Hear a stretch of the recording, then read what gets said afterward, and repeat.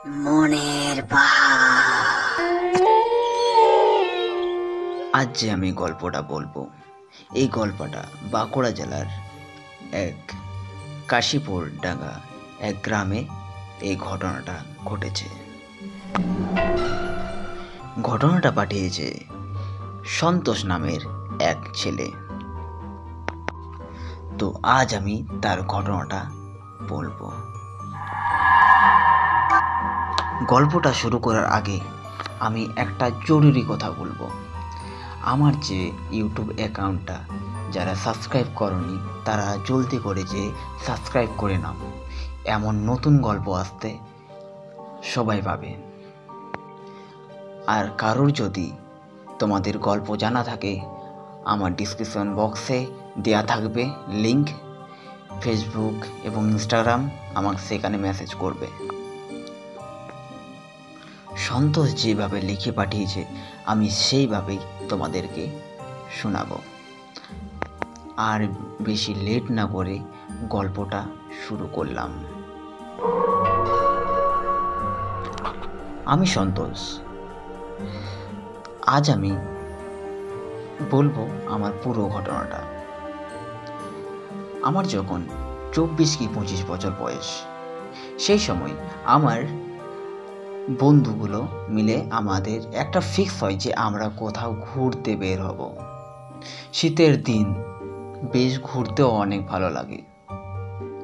জানুয়ারি মার্চকে আমরা ঠিক করে নিলাম যে একটা ভালো ভূত বাংলায় ঘুরতে যাব।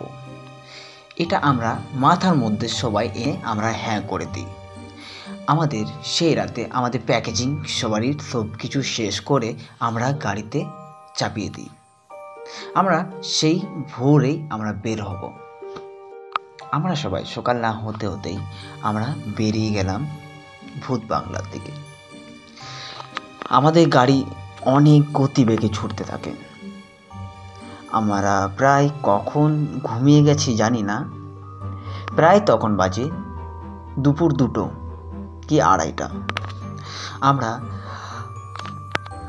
হোটেলে নেমে আবার লাঞ্চ করে আমরা বেরিয়ে যাই। আমাদের পৌঁছাতে মোটামুটি ওই রাত 11:30 কি 12টা। সেই সময় আমাদের গাড়ি ভূত বাংলাতে দাঁড়ায়। তারপর ভূত বাংলা থেকে বেরিয়ে আসে এক দারোয়ান। আমাদেরকে বাবু বাবু সালাম দিয়ে আমাদের নানা রকম প্যাকেজিং জিনিসগুলো নিয়ে ভূত বাংলার ভিতরে ঢুকে যায়। আমাদেরকে সে বলতে থাকে, বাবু আপনাদের 12 নম্বর রুমটাই ফিক্স করে রেখে দিয়েছি। ওটায় সাজানো গোছানো সব কিছু আছে, আর টেবিলের মধ্যে খাবার আছে, আপনারা খেয়ে নেবেন। আর রাতের মধ্যে কোথাও বের হবেন না। আর ওই যে 6 নম্বর রুমটা আছে, ওই রুমটার মধ্যে আপনারা প্রবেশ করার চেষ্টাও করবেন না। কেউ যদি কান্নাকাটি করে বা কেউ যদি আপনাদের দরজা ঠকঠক করে, কোনো মতেই খুলবেন না। আপনাদের কাছে হাত জোর করে রাখি, রাত্রেবেলায় কোনো রকম কিন্তু বাড়ির থেকে বের হবেন না। সকাল না হওয়া অবধি আপনারা বাড়ির থেকে কোনো মতেই বের হবেন না বাবু। আমি এখন চললাম।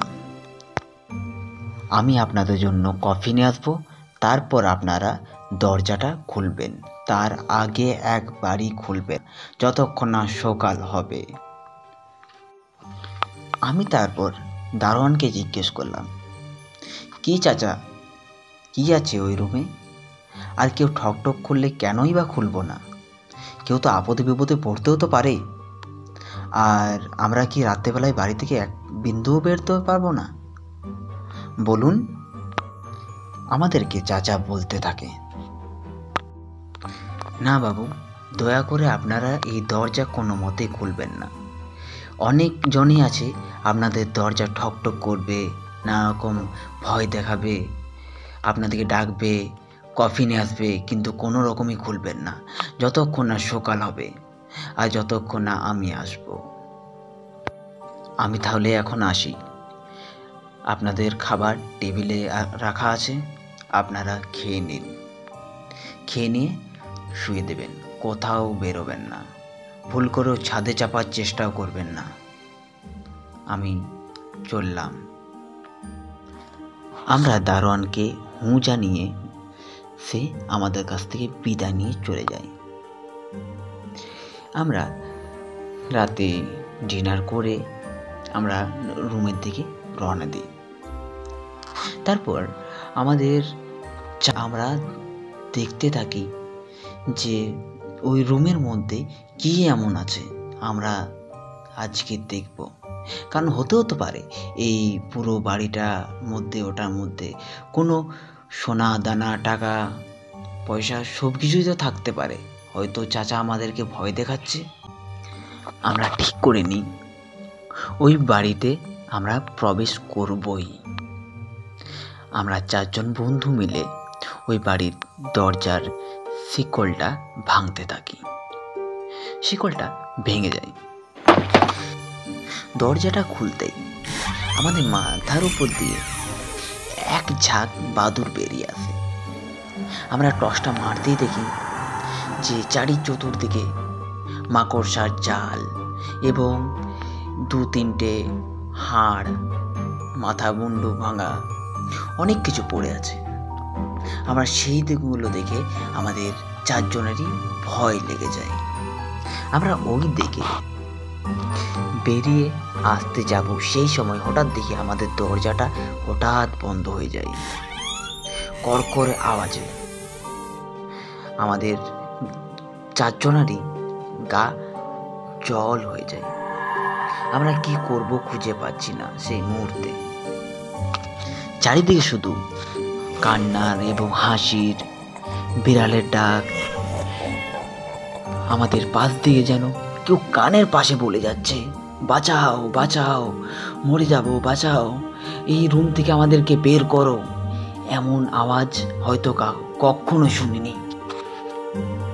হঠাৎ আমাদের সামনে এক বিভৎস মূর্তি, যার গা থেকে খসে পড়ছে পচা মাংস এবং গন্ধ, বিটকিলে একটা গন্ধ উঠছে। আমরা কি করব খুঁজে পাচ্ছি না। হঠাৎ আমারই এক বন্ধুর গলা চিপে ধরল। সে ধরে হৃৎপিণ্ডটা যেমন বের করে নিচ্ছে, তেমন এক বিটকাল হাসি। তার হাতের যা বড় বড় নখ আমার বন্ধুর বুকের ভিতরে ঢুকিয়ে দিল সে। আমি সেটা দেখেই অজ্ঞান হয়ে গেছি।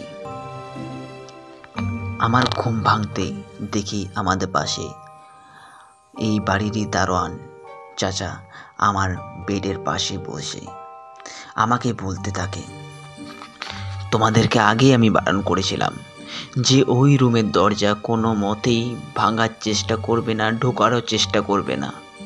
আজ তার ফল পেলে তো। তোমার এক বন্ধুকে তোমরা হারিয়ে ফেললে। ওটা এক রাক্ষস।